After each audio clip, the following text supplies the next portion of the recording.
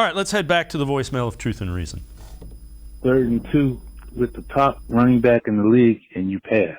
That's stupid. 2 things need to happen. Joe Woods needs to be fired, and Stefanski needs to be told to give up play calling. All right, as always, appreciate the voicemails.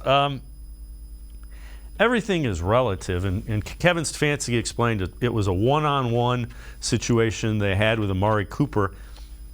I get why you'd take that. I also, I understand the thinking, and I've had this conversation earlier in the show. You want the ball in your best player's hand.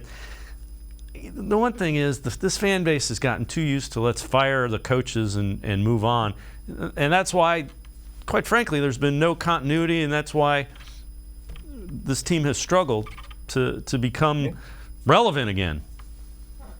Yeah, I'm with you. Not that the coaching staff isn't to blame for some of this or a big chunk of it, but that doesn't mean they should get fired, right? Or it doesn't mean everyone should get fired. Maybe someone should. Maybe a couple guys should. But at this stage, I am not ready to say, yes, wholesale changes need to be made.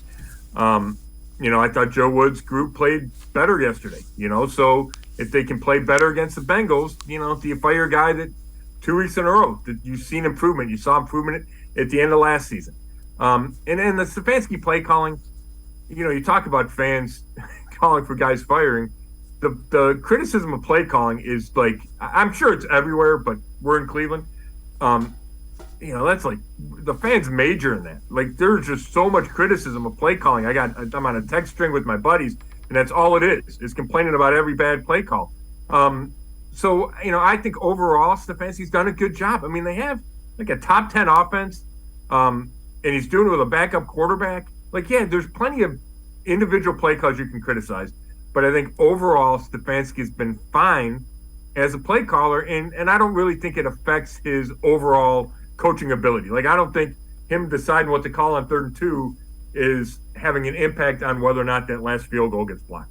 Yeah, I would agree. And the other thing to remember is he got the head coaching job because of the way he calls an offense and runs an offense. So, again, that's the reason the Browns hired him.